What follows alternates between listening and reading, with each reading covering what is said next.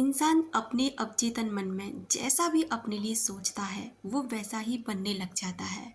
और ये रियलिटी है और ऐसा होता है।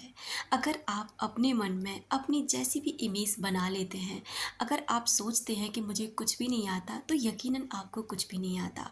अगर आप सोचते हैं कि आपकी कोई वैल्यू नहीं करता तो यकीनन आपकी कोई भी वैल्यू नहीं करता। और अगर आप सोचते हैं आप सुंदर नहीं दिखते, आप अच्छे नहीं लगते, या आप बहुत कमज़ोर हैं, या फिर आपकी बाहर की दुनिया में आपसे कोई प्यार नहीं करता, तो धीरे धीरे आपके साथ में ऐसा ही होने लगेगा। इतनी ताकत होती है आपके अवचेतन मन में। नमस्कार दोस्तों, आई होप आप सभी स्वस्थ होंगे और सेल्फ लव करके अपनी सेल्फ ग्रोथ पर ध्यान दे रहे होंगे। दोस्तों, अगर आप इंसानों को समझना चाहते हैं, अगर आप आज के टाइम में ना अपना बेस्ट देना चाहते हैं, अगर आप अच्छे से अपनी लाइफ को जीना चाहते हैं, तो इन बातों का ध्यान रखें। ये बातें आपके जीवन में, आपके लव रिलेशनशिप में, या फिर कहीं भी किसी के साथ किसी भी रिश्ते में बहुत काम आएंगी। रिवर्स साइकोलॉजी एक ऐसी साइकोलॉजी है जो आपको सामने वाला जो आपके साथ करता है ना, ठीक उससे विपरीत करने में आपकी हेल्प करती है। और इससे क्या होता है कि आप एक मैनिपुलेशन से बच जाते हैं। आप एक ऐसे इंसान जो आपको मैनिपुलेट कर रहा है, जो आपकी भावनाओं से खेल रहा है, जो आप जैसे ही किसी इंसान को पता चलता है ना कि आप उसके कंट्रोल में हैं, आप उसके दबाव में आ चुके हैं, अब आप उसे छोड़ के कहीं भी नहीं जाएंगे।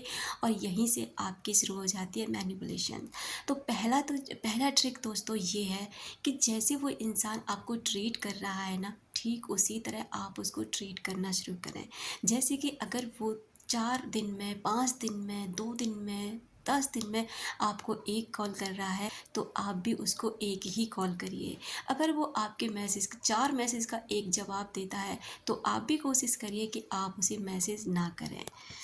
दूसरा है, अपनी पर्सनालिटी पर काम करना शुरू कीजिए, अपने ऊपर काम करना शुरू कीजिए।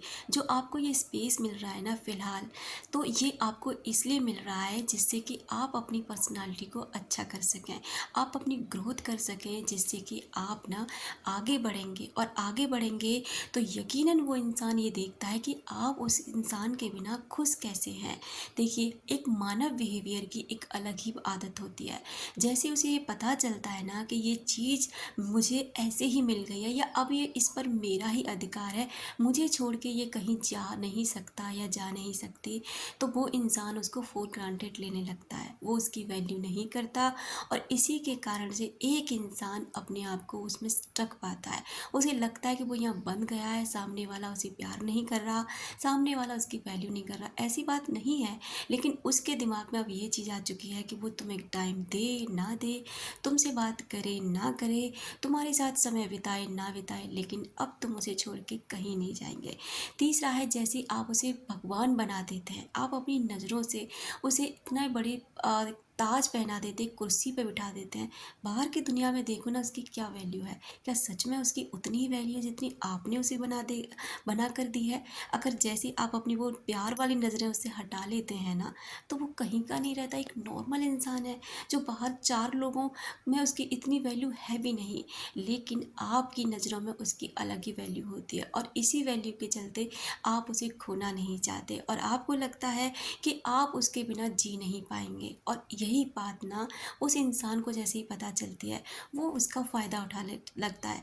क्योंकि जब किसी इंसान को पता चलता है ना कि कोई इंसान उसके लिए रो रहा है, कोई इसके लिए परेशान हो रहा है, कोई इसके लिए तड़प रहा है, तो यहाँ पर उसका ईगो सेटिस्फेक्शन होता है।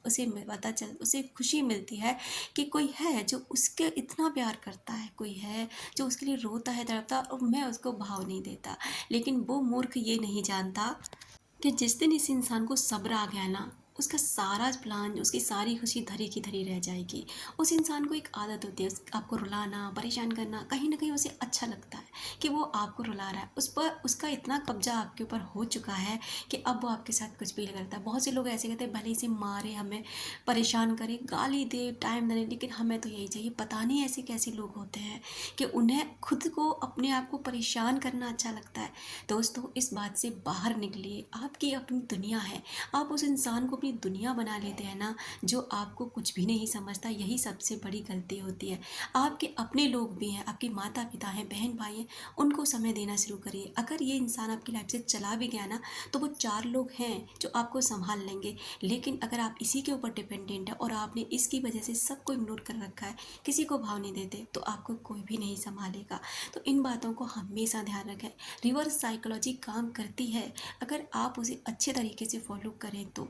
आप उससे विपरीत चलने लग जाइए, बिल्कुल भी उसकी बातों को आप मतलब उसको अपने ऊपर हावी मत होने दीजिए। भले ही आपको दर्द हो रहा है, आप घर में रो लीजिए, लेकिन उसके सामने आप कभी उसको रो के मत दिखाओ, कभी कमज़ोर पड़ के मत दिखाओ, कभी ये मत दिखाओ कि आप उसके बिना जी नहीं सकते। जैसे ही आप उसके सामने ये सारी बातें रख देते हो ना कि मैं तेरे बिना जी नहीं सकता या जी नहीं सकती, या फिर मैं अब तुमने अगर मुझे टाइम नहीं दिया, तुमने ये नहीं किया, वो नहीं किया, तो मैं मर जाऊँगी, मर जाऊँगा, ऐसा कुछ लोग बोलते हैं ना, तो आप यहीं पर बहुत बड़ी गलतियाँ करते हैं। उसके सामने ये करके ना आप ये साबित कर देते हैं कि हाँ, आप बहुत कमज़ोर हैं, उसके बिना आप कुछ भी नहीं हैं। अब वो चाहे आपके साथ कैसा भी रहेगा, आप उसको छोड़ के कहीं नहीं जाने वाले। बस उसकी इस गलतफ़हमी को जब आप तोड़ने लग जाते हैं ना, तो वो आपके पीछे आता है। तब वो आपको समझता है, तब इस चीज़ को उसे एहसास होता है कि उसने अपनी लाइफ में कुछ खो दिया है। उसने जब उसको एहसास होगा ना कि सच में उसने कुछ अपनी लाइफ में खो दिया, उसे पता है आप जैसा लड़का या लड़की उसे नहीं मिल सकते, इसलिए तो वो आपको इतना परेशान कर लेता है, मैनिपुलेट कर लेता है। बाहर इतना आसान नहीं है लोगों को इतना समय अपनी लाइफ में लाना, उनको रुलाना, परेशान करना। हर कोई नहीं करता यार, ऐसा सब कुछ हर कोई नहीं करता। इतने टूट कर मोहब्बत हर कोई नहीं करता। लेकिन उसे पता है कि आप उसको छोड़ के जा ही नहीं सकते। लेकिन जैसे ही आप उसकी कॉल्स उठाना बंद कर देते हैं, आपको पहले से उसके साथ में बात करना बंद कर देते हैं, अपने ऊपर ध्यान देना शुरू कर देते हैं, अपने ऊपर काम करना शुरू कर देते हैं, इग्नोर करना शुरू कर देते हैं, उसके सामने गिड़गिड़ाते नहीं हैं, रोते नहीं हैं, परेशान नहीं होते, बल्कि स्ट्रॉन्ग बन के दिखाते हैं। प्यार का मतलब ये नहीं होता रोना तड़पना, प्यार का मतलब तो ये होता है कि दोनों एक दूसरे को समझें, दोनों एक दूसरे को संवारें, दोनों एक दूसरे की गलतियाँ बताकर आगे बढ़ाएं, दोनों एक दूसरे का सहारा बने, स्ट्रेंथ बने, ना कि कमजोरी।